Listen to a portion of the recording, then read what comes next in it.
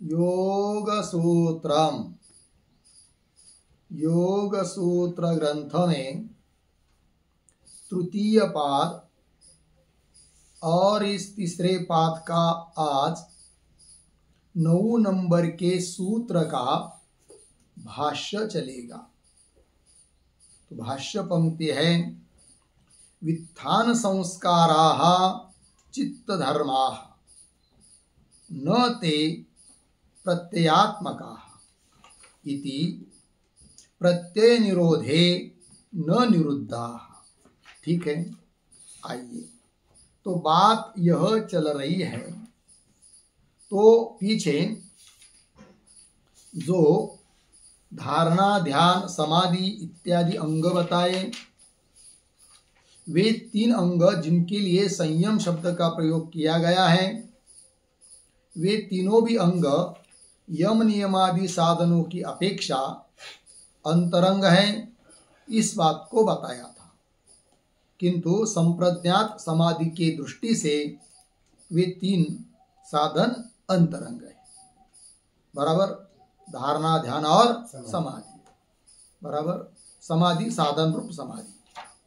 फिर संप्रज्ञात समाधि के बाद जो निर्बीज समाधि आते, जिसको असंप्रज्ञात समाधि कहते हैं, उसके दृष्टि से तो धारणा, ध्यान, समाधि भी क्या है, बहिरंग साधन है।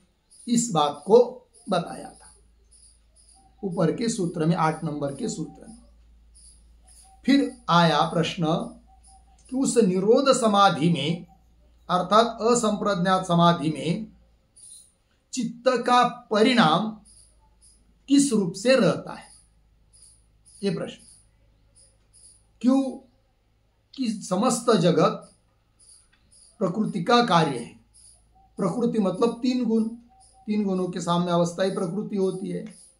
गुणों का कार्य है समस्त जगत, चित्त भी गुणों का कार्य है। और गुण कभी भी स्थिर नहीं रहते, उनका परिणाम होता ही रहता है। और गुणों का परिणाम होता ही रहता है, तो गुणों का ही कार्य है चित्त, उसका भी हमेशा परिणाम होता ही रहेगा। तब निरोध काल में, निर्वित समाधि काल में चित्त का परिणाम तो होता ही रहेगा सभी जगह, तो उस समय चित्त का परिणाम किस रूप से होता है, ये प्रश्न। तब उस प्रश्न का उत्तर देने के लिए ये सूत्र आया। सूत्र का विचार कल हम लोगों ने किया था। अब इस सूत्र के ऊपर जो भाष्य है, उस भाष्य पंक्तियों को पढ़िए। तो क्या कह रहे, वित्थान संस्काराः चित्त धर्माः। 2 प्रकार के संस्कार, वित्थान संस्कार, निरोध संस्कार। वित्थान संस्कार क्या है भाई, सब लिखा देंगे।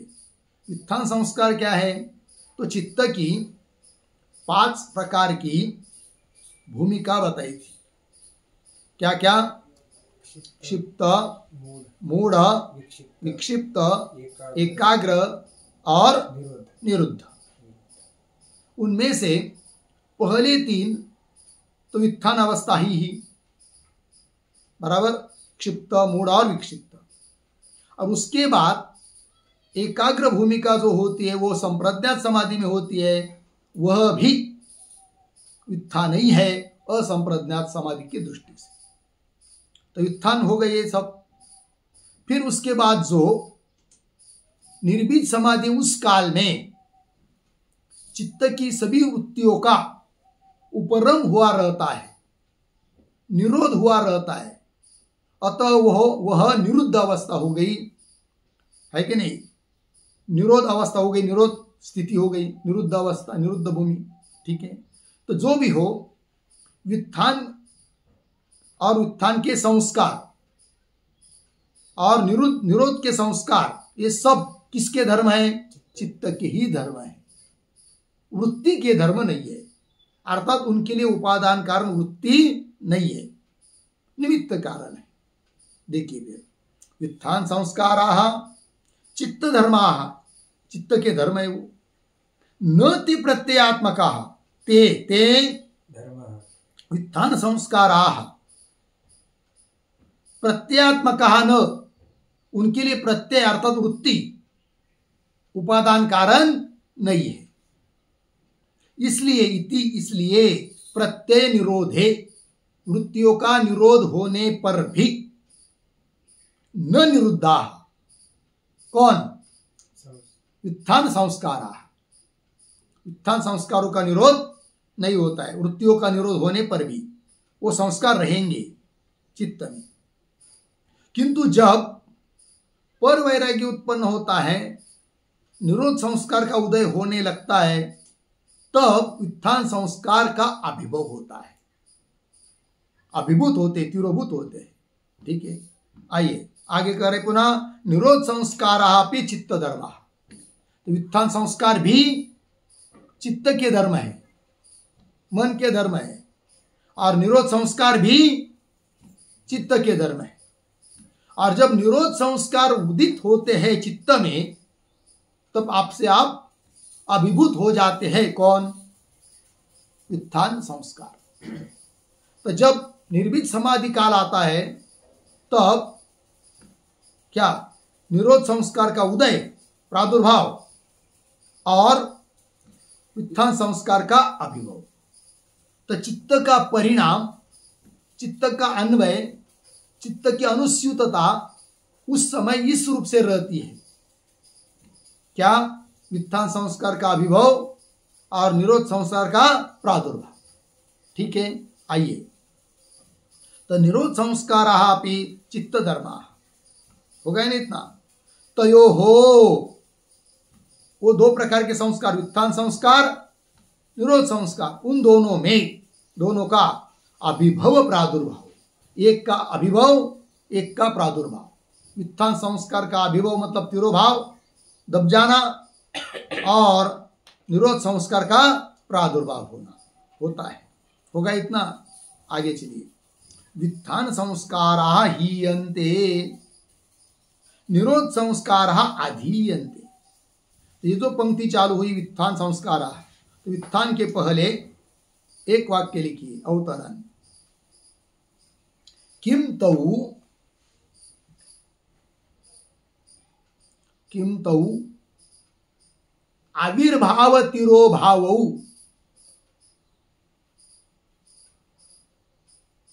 आविर्भाव तिरोभावौ अनियमेन भवतः, अनियमेन भवतः प्रश्न चिन्ह। आगे न, पूर्ण विराम, फिर आगे कथम तर्हि, प्रश्न चिन्ह, कथम तर्हि प्रश्न चिन्ह, फिर आगे कहें तद आह व्युत्थान संस्कारा इति, तद आह व्युत्थान संस्कारा इति।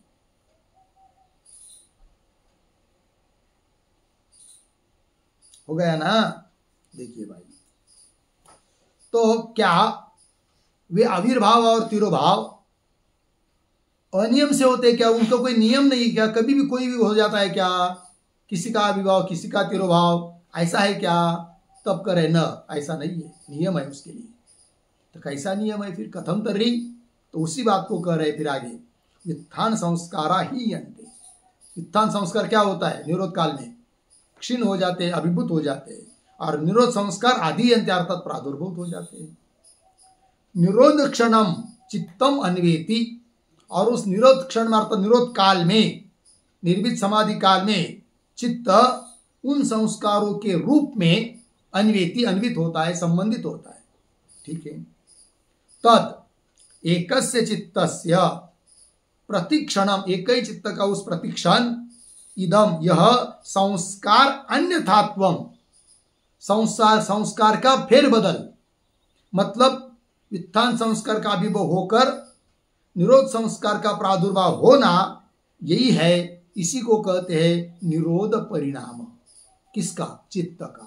ये क्या हुआ? चित्त का निरोध परिणाम हुआ है कि नहीं? प्रश्न क्या था? अवतरणिका में आया था ना, निरोध चित्त क्षणेषु चलम गुणवृत्तमिति कीदृश तदा चित्त परिणाम, तदा चित्त परिणाम कीदृश, चित्त का परिणाम किस रूप से होता है? वही बताया, निरोध परिणाम।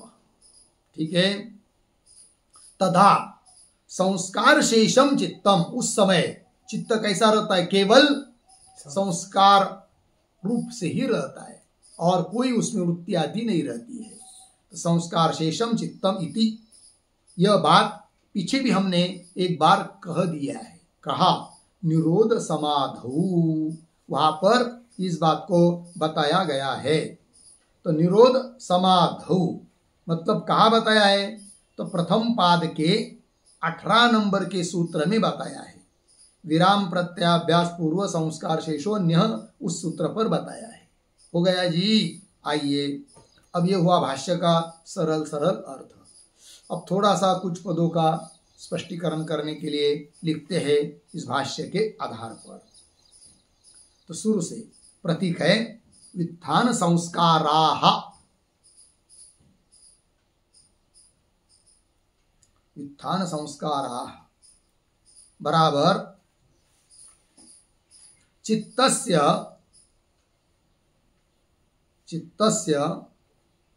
प्रत्ययाकारेण, प्रत्ययाकारेण बराबर वृत्ति रूपेण, वृत्ति रूपेण विविधम उत्थानम, विविधम उत्थानम बराबर चलनम, चलनम अर्धविराम तत् उपजनितः,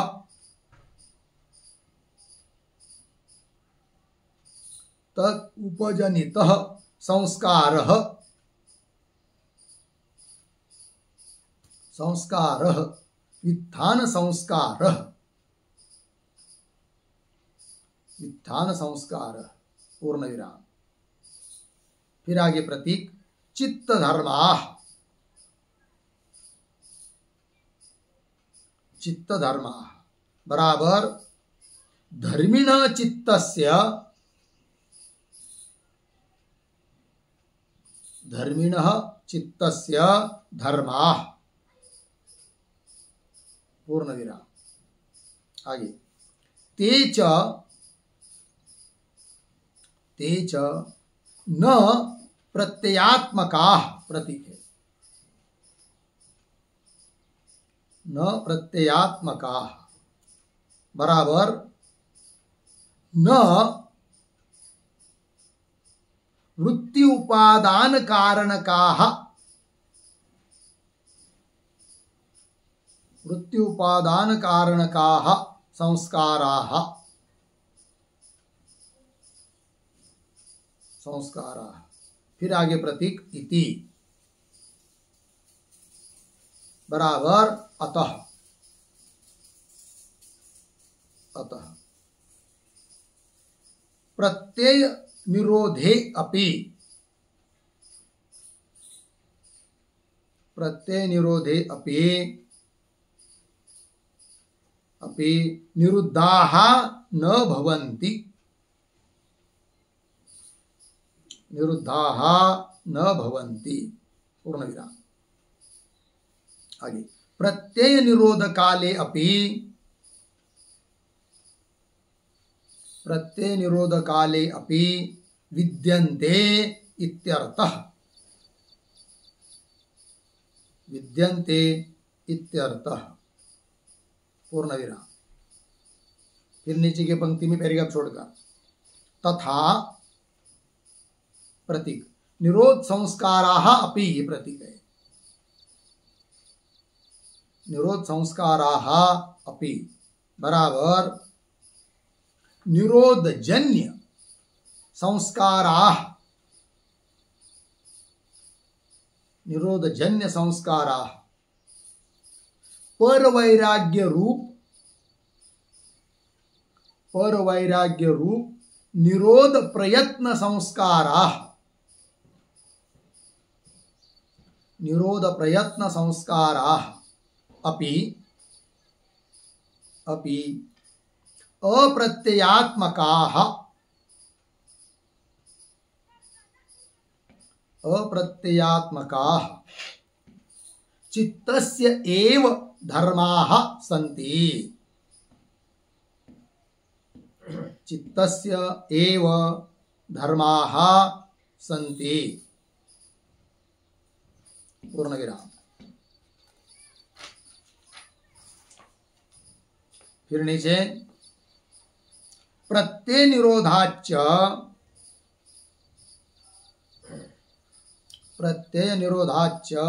निरोधज संस्कारः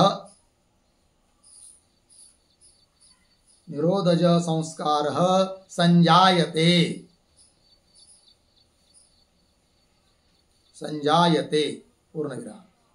तयोः प्रतीक तयोः बराबर व्युत्थान निरोध संस्कारयोः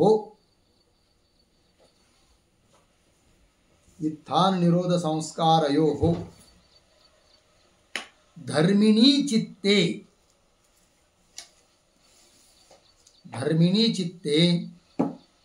वर्तमानयोः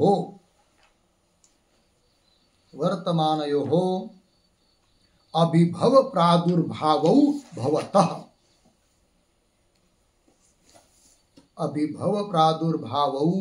भवतः। ठीक, देखिए भाई इतने का अर्थ।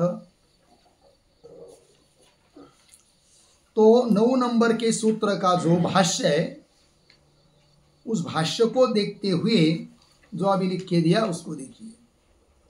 तो क्या लिखा? व्युत्थान संस्काराः चित्त धर्माः। ये बात बताई, चित्त के ही धर्म है, लेकिन वो व्युत्थान संस्कार क्या चीज है वो आपको लिख के दिया। तो चित्तस्य प्रत्ययाकारेण, चित्त का प्रत्ययाकारेण, प्रत्यय वृत्ति, प्रत्याकारेण अर्थात वृत्ति रूपेण विविधम उत्थानम, चित्त का जो मन का जो वृत्ति के रूप में अनेक प्रकार का उत्थान है, चलन है। चित्त जा रहा इधर उधर वृत्ति के माध्यम से, घटाकार पटाकार मठाकार ये सब क्या है कि नहीं, वृत्ति के माध्यम से चित्त का ही जाना है अन्य जगह। तो इस प्रकार का जो उत्थान अर्थात चलन, तद उपजनितः, उससे उत्पन्न होते हैं कौन? संस्कार। उन संस्कारों के लिए निमित्त कारण होती है वृत्ति, किंतु उपादान कारण होता है कौन? चित्त। तो चित्त के ही धर्म माने जाते हो कौन? संस्कार। तो तद उपजनित संस्कार उसको कहते हैं व्युत्थान संस्कार। व्युत्थान संस्कार समझ में आ गया? और वो किसके धर्म है? चित्त। भाष्य में लिखा है व्युत्थान संस्काराः चित्त धर्माः। चित्त धर्म, इसका अर्थ आपको लिख के दिया धर्मिणः चित्तस्य धर्माः। धर्मी कौन हुआ? चित्त, और उसकी वो क्या है? धर्म है। फिर आगे भाष्य में आए ते न ते प्रत्ययात्मका, उसका अर्थ लिख रहे ते च न प्रत्ययात्मका, मतलब न वृत्ति उपादान कारणकाः संस्काराः। प्रत्यय मतलब वृत्ति, उन संस्कारों के लिए उपादान कारण वृत्ति नहीं है, निमित्त कारण है। न वृत्ति उपादान कारणकाः संस्काराः इति, भाष्य में आया इति मतलब अतः, ऐसा होने के कारण। क्या? प्रत्यय निरोधे न निरुद्धा। प्रत्यय वृत्ति, प्रत्यय का निरोध होने पर भी, सभी वृत्तियों का निर्भीत समाधि काल में निरोध होने पर भी सभी वृत्तियों का निरोध हुआ है, किंतु संस्कार नहीं जाएंगे, संस्कार रहेंगे। क्यों? तो वृत्ति उन संस्कारों के लिए उपादान कारण नहीं है। यदि उन संस्कारों के लिए उपादान कारण वृत्ति होती तो वृत्तियों का निरोध होने पर संस्कार भी चले जाते, किंतु उसके लिए वृत्ति उपादान कारण नहीं है। अतः निरोध तो हुआ किसका? वृत्ति का, किंतु संस्कार रहेंगे, क्योंकि वो संस्कार चित्त के धर्म है, वृत्ति के नहीं है। तो वही कह रहे भाष्य में इति प्रत्यय निरोधे, प्रत्यय अर्थात वृत्ति, उनका निरोध होने पर भी न निरुद्धाः, निरुद्ध नहीं होते। वही आपको लिख के दिया प्रत्यय निरोधे अपि निरुद्धाः न भवन्ति, मतलब प्रत्यय निरोध काले अपि विद्यन्ते इत्यर्थः।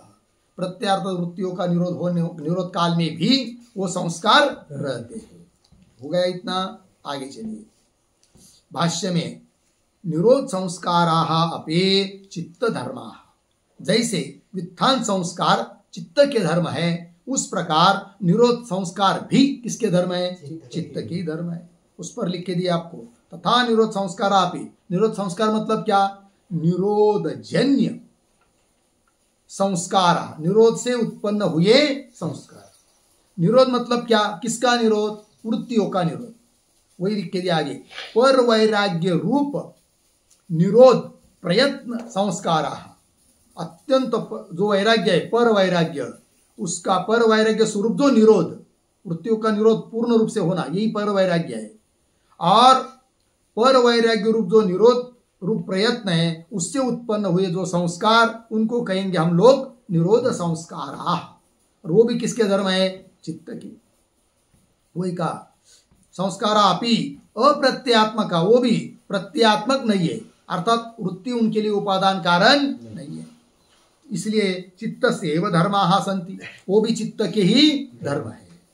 तो व्युत्थान संस्कार बताया, निरोध संस्कार बताया, वो किसके धर्म है, इस बात को भी बताया। फिर भाष्य में आगे आया है तयो हो अभिभव प्रादुर्भाव, आया है नहीं इतना, तो आगे आपको लिख के दिया प्रत्यय निरोधाच निरोधज संस्कार संजायते। वृत्तियों का निरोध होने पर निरोध संस्कार क्या होते हैं? निरोध से उत्पन्न होते हैं कौन? संस्कार, निरोध संस्कार जिसको कहते हैं। फिर तयो हो, तयो शब्द का अर्थ लिख के दिया व्युत्थान निरोध संस्कार यो हो, व्युत्थान और निरोध के जो संस्कार है, उन संस्कारों का धर्मिणी चित्ते वर्तमान, धर्मी चित्त में जो कि विद्यमान है, कौन? संस्कार। कौन से? व्युत्थान संस्कार, निरोध संस्कार, है कि नहीं? उनका, उन दोनों का तयो हो क्या होता है? अभिभव प्रादुर्भाव, मतलब दोनों का अभिभव, दोनों का प्रादुर्भाव, ऐसा अर्थ नहीं। व्युत्थान और निरोध के संस्कार है। अब निर्भीत समाधि काल में चित्त किस रूप में रहता है, इस बात का उत्तर देना है। निर्भीत असंप्रज्ञात समाधि काल में चित्त किस रूप से रहता है, इस बात को बताना है। अब यहां तक तो बता दिया प्रक्रिया, क्या? व्युत्थान संस्कार, निरोध संस्कार, वो चित्त के धर्म है। और वृत्तियों का निरोध होने पर भी वो संस्कार रहते हैं। किंतु जब सभी वृत्तियों का निरोध होता है निर्भीत समाधि काल में, तो उस समय संस्कार तो रहते हैं, किंतु व्युत्थान संस्कार सूक्ष्म रूप से रहते हैं और प्रकट रूप से हो जाते हैं निरोध संस्कार। अर्थात व्युत्थान संस्कारों का होता है अभिभव, दब जाना, तिरोभूत होना, और प्रकट रूप से रहते उस समय कौन? निरोध के संस्कार।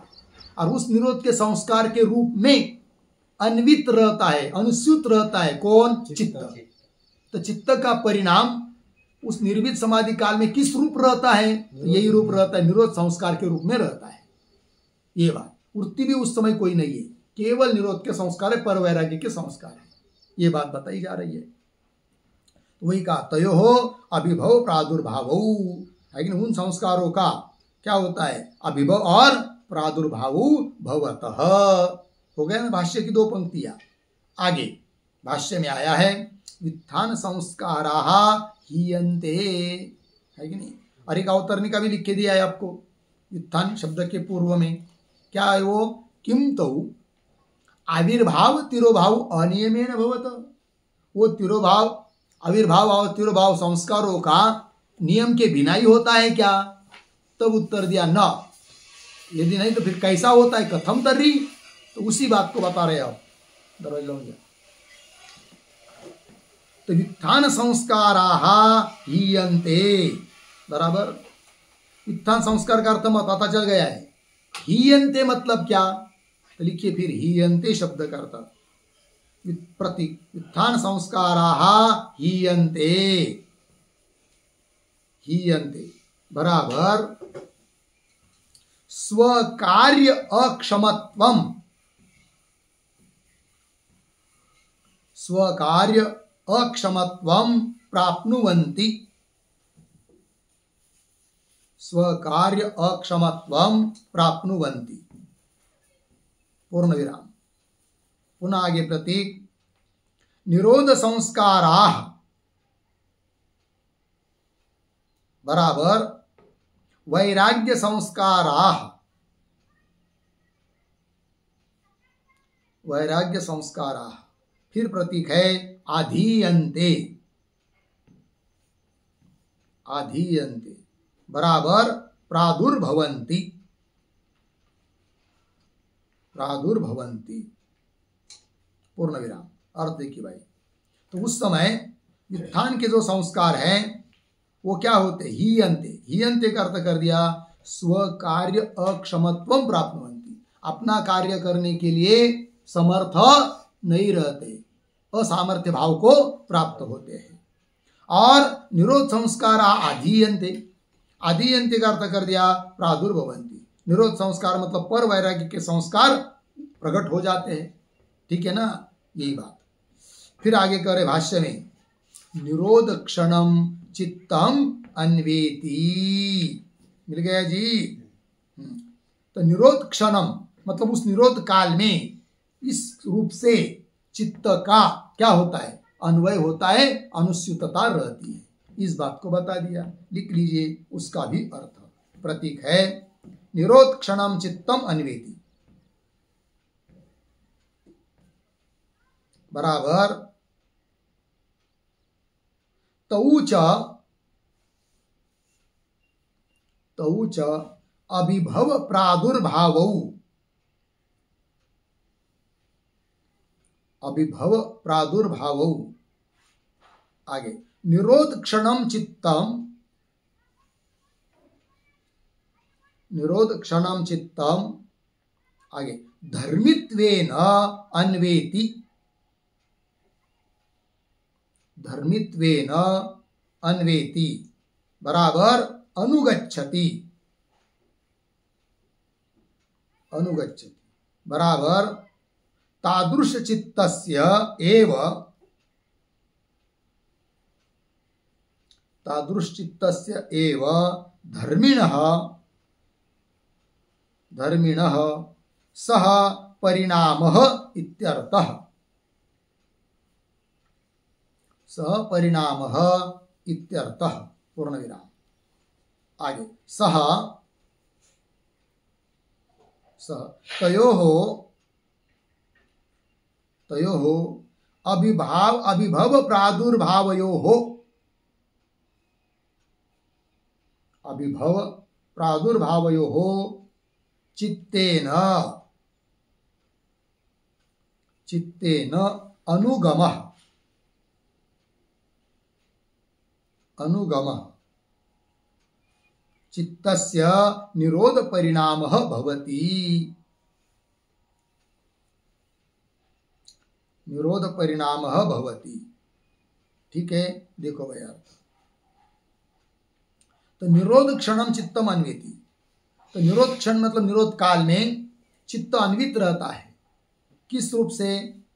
वो दो प्रकार के संस्कार बताए, उसमें व्युत्थान संस्कार के अभिभव के रूप में और निरोध संस्कार के प्रकट रूप में चित्त अन्वित रहता है, वही बात बताई जा रही है।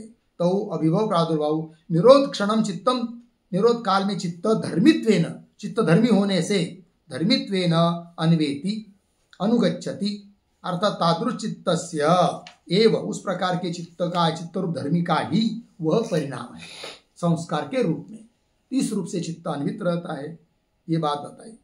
स परिणाम तयोः अभिभव प्रादुर्भावयोः, अभिभव और प्रादुर्भाव के रूप में चित्तेन अनुगमः, अर्थात चित्तस्य, वही चित्त का हुआ फिर क्या? निरोध परिणाम, है कि नहीं? तो निर्विज समाधि काल में अर्थात संप्रज्ञात समाधि काल में चित्त किस रूप से रहता है? निरोध परिणाम के रूप से रहता है। उसको क्या संज्ञा दिया? निरोध परिणाम, मतलब निरोध संस्कार के रूप में अन्वित रहता है, स्थित रहता है। ये बात हो गई। ठीक है, आइए आगे भाष्य में, तद एकस्य चित्तस्य प्रतिक्षणम इदम संस्कार अन्यथात्वम निरोध परिणाम। तद वह जो अभी तक ऊपर कहा, इस प्रकार से एक ही चित्त का प्रतिक्षण, हर क्षण में यह जो संस्कार अन्यथात्व है, संस्कार अन्यथात्व मतलब व्युत्थान संस्कार का दब जाना और निरोध संस्कार को उठ जाना, इसको कहते अन्यथात्व। इस प्रकार होते रहना, यही हुआ चित्त का निरोध परिणाम। वही बात लिखी है, तदा उस समय संस्कार शेषम चित्तम, चित्त केवल संस्कार रूप में ही रहता है और कुछ नहीं। और यह बात हमने पीछे भी एक बार बता चुके, वही कहा इति निरोध समाधौ व्याख्यातम। ठीक है, आइए ये जो अंतिम की 2 पंक्ति है उस पर भी थोड़ा लिखते हैं। प्रतीक तद एकस्य, तद एकस्य बराबर तत् बराबर, तत् बराबर एतत् अभिहितम भवति, एतत् अभिहितम भवति पूर्ण विराम। आगे एकस्य चित्तस्य, एकस्य चित्तस्य प्रतिक्षणम इदम, प्रतिक्षणम इदम, फिर प्रतीक संस्कार अन्यथात्वम,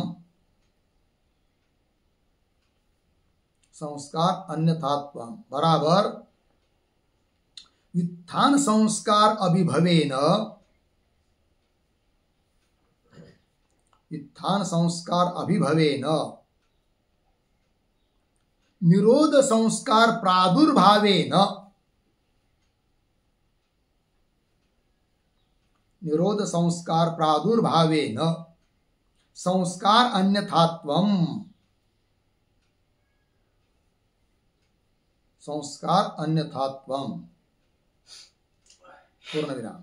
फिर नीचे के पंक्ति में व्युत्थान संस्काराणाम अपि, व्युत्थान संस्काराणाम अपि हीयमानतया,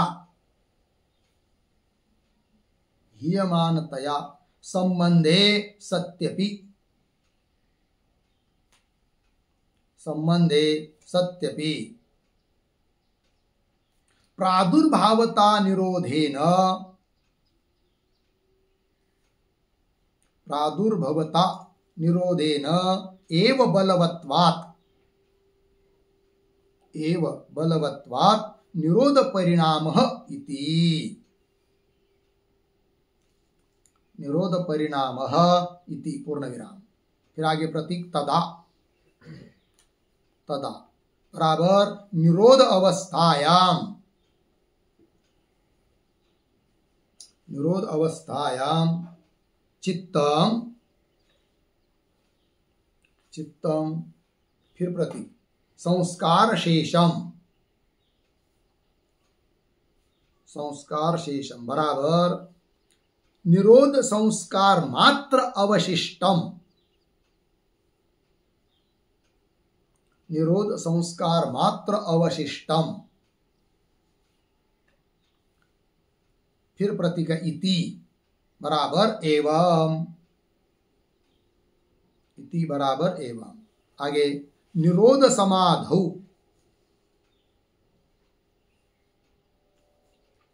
निरोध समाधौ बराबर उद्धरण चिन्ह में विराम प्रत्ययाभ्यास पूर्वः, विराम प्रत्ययाभ्यास पूर्वः संस्कार शेषोन्यः,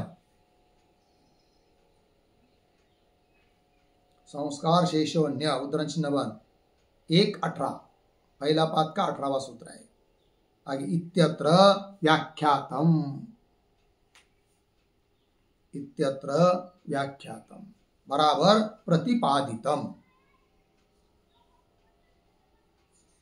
प्रतिपादितम हो गया। देखिए भैया अर्थ तद एकस्य, तद मतलब एतद अभिहितम भवति, यह अभिप्राय निकलता है ऊपर की चिंतन का। क्या? एकस्य चित्तस्य, एक ही चित्त का प्रतिक्षणम, प्रतिक्षण में इदम, यह संस्कार अन्यथात्व, यही है निरोध परिणाम। संस्कार अन्यथात्व मतलब क्या? व्युत्थान संस्कार का अभिभव मतलब तिरोभाव, दबना, और निरोध संस्कार का प्रादुर्भाव। इस रूप से संस्कार अन्यथात्व यही है निरोध परिणाम। भाष्य में आया ना।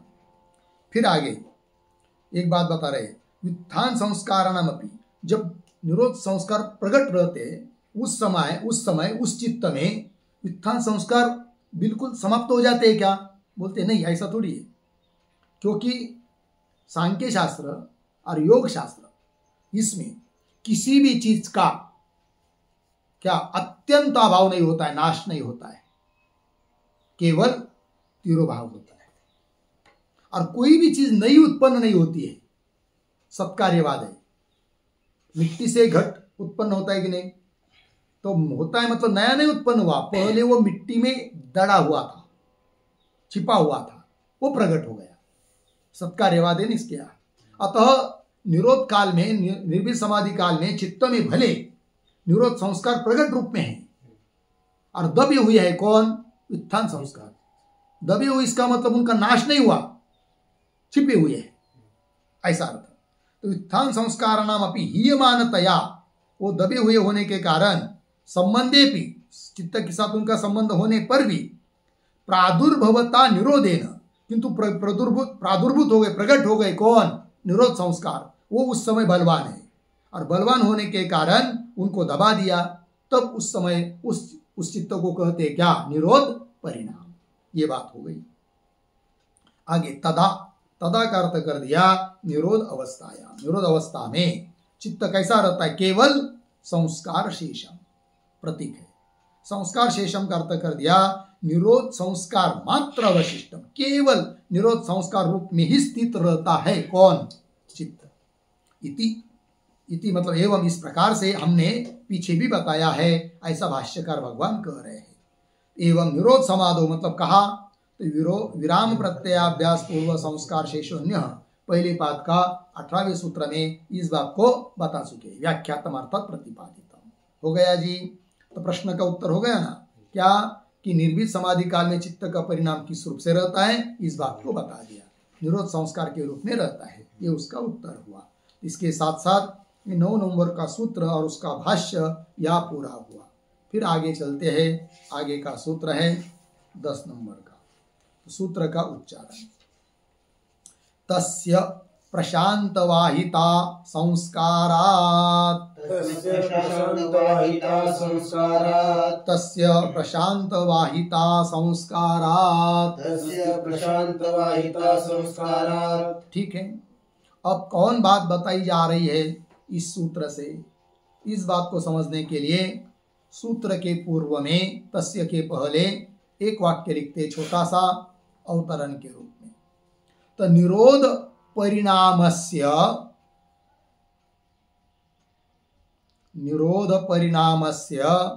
फलम दर्शयति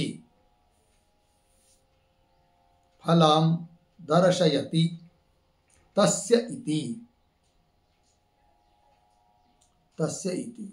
ठीक है, तो निरोध परिणाम का फल क्या है, इस बात को दिखा रहे हैं। निरोध परिणाम बता दिया ना चित्त का पीछे, उसका फल क्या, इस बात को दिखा रहे अभी सूत्र के माध्यम से। ठीक है, तो तस्य प्रशांत वाहिता संस्कार हो गया ना। तस्य अर्थात उस निरोध अवस्था को प्राप्त हुआ चित्त का संस्कार के बल से, है कि नहीं? निरोध के जो संस्कार है, उस संस्कार से चित्त का परिणाम कैसा रहता है? प्रशांत वाहिता।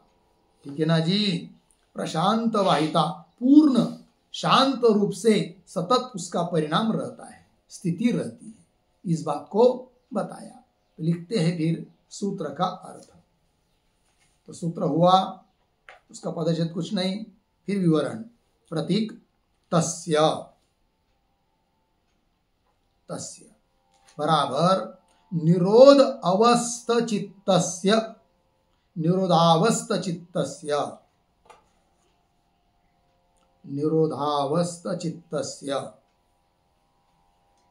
फिर प्रतीक संस्कारात् बराबर निरोधाख्यात दृढ़तरात्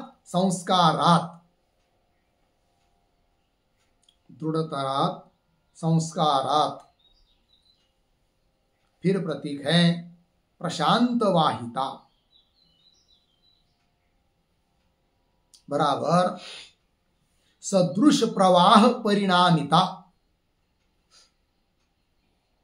सदृश प्रवाह परिणामिता भवति भवति अर्धविराम आगे स्थिरम स्थिरम शांतम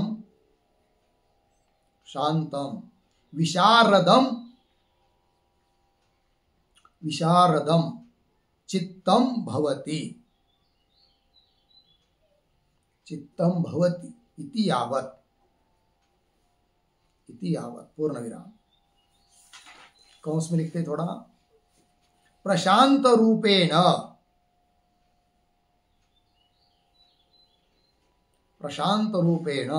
प्रत्ययहीनतया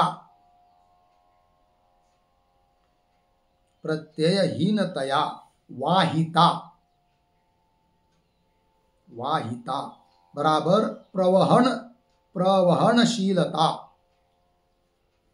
प्रवहनशीलता बराबर निर्मल निरोध धारया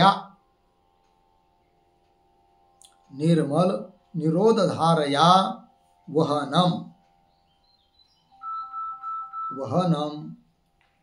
निरोध संस्कार बलात्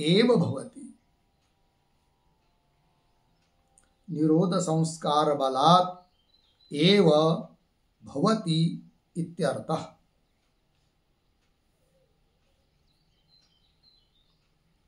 ठीक है, देखिए तस्य तस्य का अर्थ कर दिया निरोधावस्थ चित्तस्य, निरोधावस्था को प्राप्त हुआ जो चित्त है उस चित्त का संस्कार के बल से।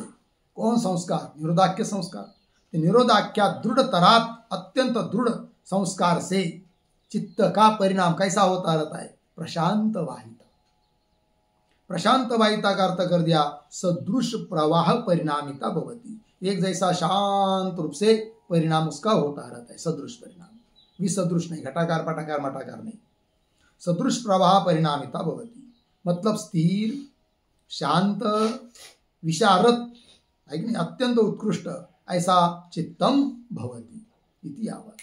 और स्पष्टीकरण करने के लिए कौंस में लिखा प्रशांत रूपेण मतलब प्रत्ययहीनतया, कोई वृत्ति नहीं है, सभी वृत्तियों का अभाव, बस शांत पड़ा हुआ है। कौन? चित्त। तो प्रत्ययहीनतया वाहिता, वाहिता का अर्थ प्रवहनशीलता मतलब निर्मल निरोध धारया, निर्मल ऐसे निरोध की धारा के रूप में वहनम चलना, वही निरोध संस्कार बलात् एव भवति, निरोध संस्कार के बल से ही वो होता है। हो गया। आइए भाष्य में निरोध संस्कारात्, निरोध संस्कार अभ्यास पाटव अपेक्षा प्रशांत वाहिता चित्तस्य भवति। ठीक है ना, निरोध के संस्कार से मतलब निरोध संस्कार का जो अभ्यास, उस अभ्यास की जो पाटवता, तत्परता, दृढ़ता, उसकी अपेक्षा से, उसके निमित्त से चित्त की प्रशांत वाहिता, प्रशांत वाहिता चित्तस्य भवति, चित्त की होती है।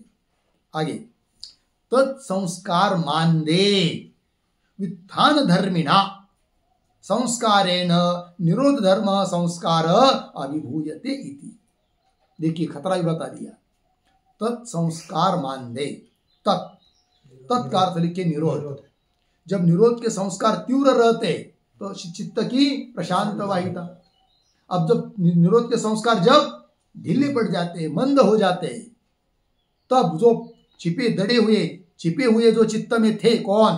वित्थान संस्कार, वो अपना बल दिखाकर वो चालू हो जाते थे, फिर प्रशांत वाहिता नहीं रहेगी चित्त की। तत्संस्कार मान्दे वित्थान धर्मिणा, बराबर है कि नहीं? वित्थान धर्मिणा संस्कारेण निरोध धर्म संस्कार, निरोध धर्म के रूप जो संस्कार है वो क्या होते हैं? अभिभूयते, दब जाते। ठीक है, या एक शब्द आया है वित्थान धर्मिणा, थोड़ा लिखेंगे इस पर वित्थान जनितत्वात्, वित्थान धर्मिणा का अर्थ लिखिए वित्थान जनितत्वात्, वित्थान जनितत्वात् वित्थानम धर्मः, वित्थानम धर्मः यस्य, यस्य तेन संस्कारेण